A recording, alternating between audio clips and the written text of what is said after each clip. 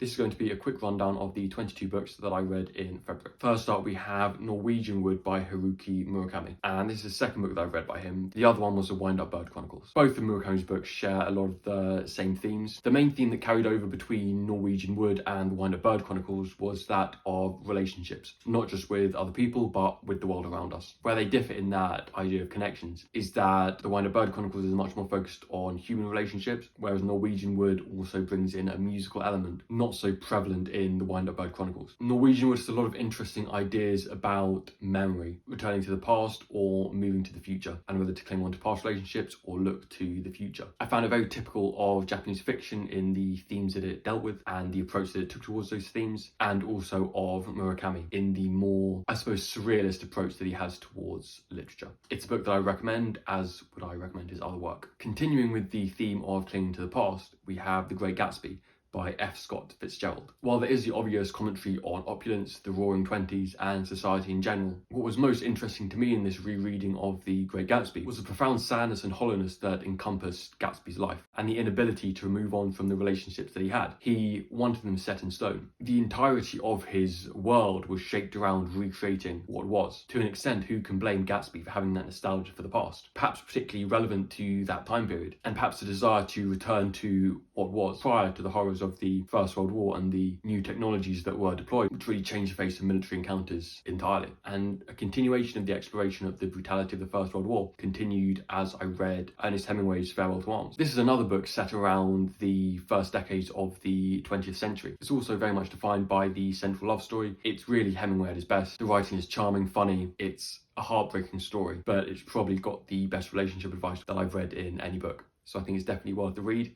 as is The Great Gatsby. Now going on to another love story, we have My Policeman by Bethan Roberts. This book is set in the UK in the 1950s. While a beautiful and touching story at the start, for me it lacked complexity and depth within the story and within the characters. However, the last third, it becomes a very interesting exploration of what we're willing to do for love and the cruelty that can sometimes go alongside that. Next up is Love as a Mixtape by Rob Sheffield. It has similar themes to Norwegian Wood of memories, and more specifically the memories that music can evoke. And like A Farewell to Arms, it's a really heartbreaking story, perhaps more so.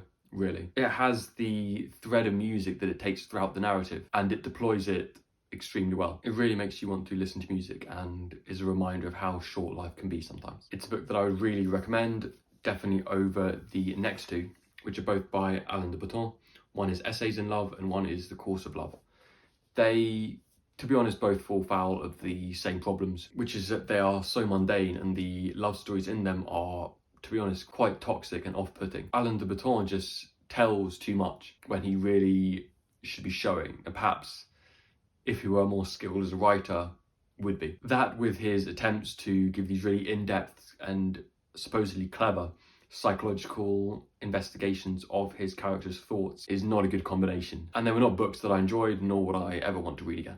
Next are two books that I would group together, and that is Notes from the Underground by Dostoevsky and Keep the Aspidistra Flying by George Orwell. I put them together, and not that I read them together, I read them probably 2-3 weeks apart. The Notes from the Underground first, but they're almost the same book in terms of the approach that the character has to life, in terms of the world that they inhabit, and the actions that they undertake. In fact, the story beats are almost identical.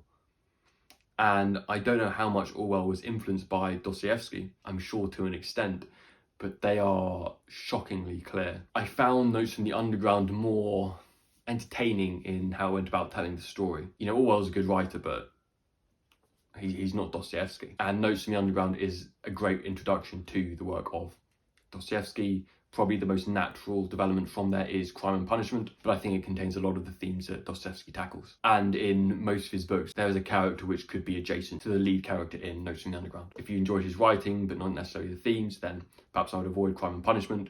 My personal favourite is The Idiot.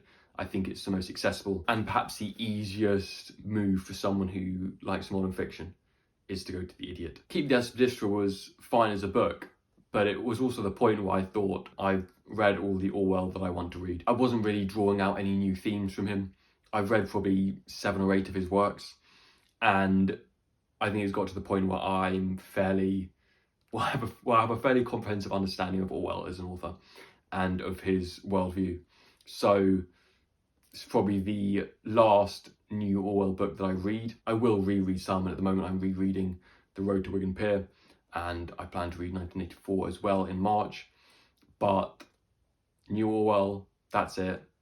Reached peak Orwell. And although I'm not bored of him, I just don't think there's anything novel that I can take from it. Next is some poetry, and that is by T.S. Eliot, The Wasteland and Other Poems. The only other work of T.S. Eliot that I have read of late is The Cocktail Party, one of his plays. I found it more memorable than this poetry collection. To be honest, I thought it was quite forgettable. It does touch upon some interesting themes about life and death, but really they are fairly typical in terms of the poetry that I've read, and I think perhaps it was a case of just oversaturation of that content and those themes. I think it was just a case of the wrong book at the wrong time. A book that had a similar problem was the reading of Siddhartha by Hermann Hesse. While again it had interesting explorations of what it means to be virtuous and whether that is something that can be taught or need to be built by experience, they are ideas that I've engaged with and thought about in the past. So this presented a regurgitation of ideas as opposed to a novel experience. It was particularly damning for Hermann Hesse because I'd also read Protagoras by Plato at the beginning of the month, and that really entertains the same themes. So it was almost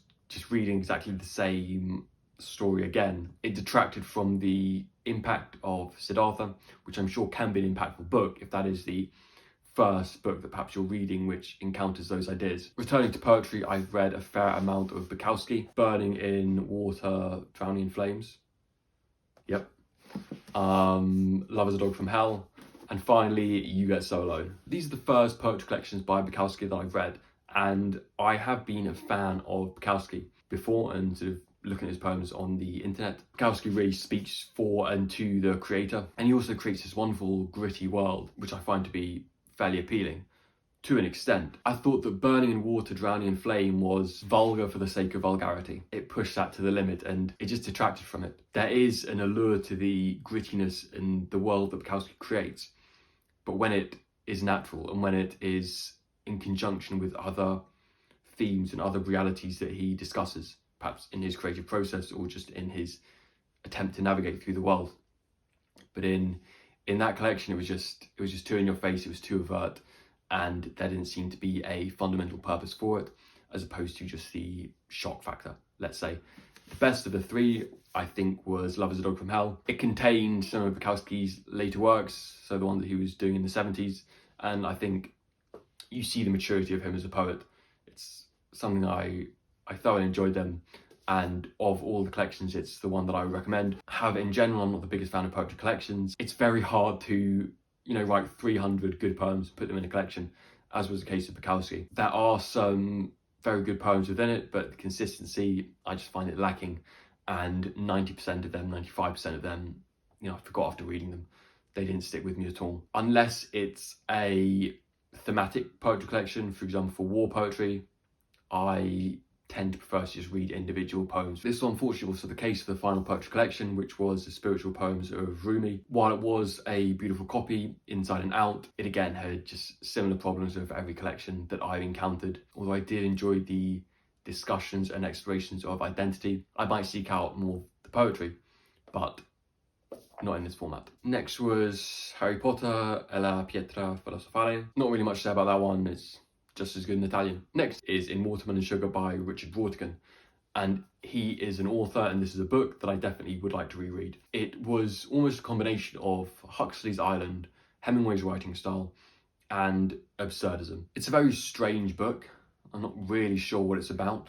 There are undertones of the idea of death and rebirth that became apparent to me in probably the closing third or the closing quarter of the book, which is why I want to reread it to get a better understanding of what themes are present from the start, and also to read more of Richard Brautigan's work to see if there's any consistency in the themes across his works, which I think can be a very good way to understand a book, is just to look at what other books have been written by the author and see what similarities can be drawn there. And while it was hard to get a grip of the themes and the story, I still found it quite entertaining, and it had a certain draw to it that just made me want to read more and investigate and discover what I could about the world. And it leaves you wanting more, wanting to go back and see what more can be gleaned from it. So I think it's well written in that regard. Next up is Joan Didion, The White Album. It's a book that surprised me. It's the first of her work that I've read, but it was really an excellent exploration of, one, celebrity identity, but also two, how to make sense of the world where we are continually presented with new information and we just don't know where we stand. It's an insight into the accuracy of our interpretations, and she is learning on the way with us, which makes for a very enjoyable read. Definitely one that I recommend. Next is Susan Sontag's Notes on Camp. It's a collection of 2 essays, one on the camp aesthetic and the second on modern art. Conceptually, both can be summarised as the good taste of bad taste, which was an interesting description and definitely one that made sense to me in terms of my thoughts on modern art, which I perhaps lack understanding to appreciate. I think is a fairly generous assessment of my views upon it. Next is Andrew Roberts' Waterloo, an historian who I'm a big fan of and a time period that I'm also a big fan of. Another examination like Throw Arms on the brutality of war. It's always interesting to think which period has the worst warfare, and I certainly think that the early 19th century was a contender. It was incredibly brutal, particularly the events preceding Waterloo in 1812 is certainly pretty horrific reading. Finally, Otherlands by Thomas Halliday, an exploration of natural history. For me, it was interesting in thinking about where to place humans and whether we are encapsulated within or separate from nature. It raised interesting questions around that, and ones that I think are too often taken as axiomatic. So that's something that I think more people should think about and contemplate, perhaps at a more existential level. But in terms of the book, it's one that I would recommend if you're interested in natural history. Otherwise, I think it's quite technical reading, although it is enjoyable. So that was that for February. Quite a big month in terms of reading. To be honest, I think I didn't read that many long books in this time period, and also a lot of poetry, which I find it quite easy to read through, particularly modern poetry, as it's written almost as a stream of consciousness. So yeah, let me know if you have any thoughts about the books I've gone over today, and otherwise I'll see you in the next one. And finally, I don't know what this one is.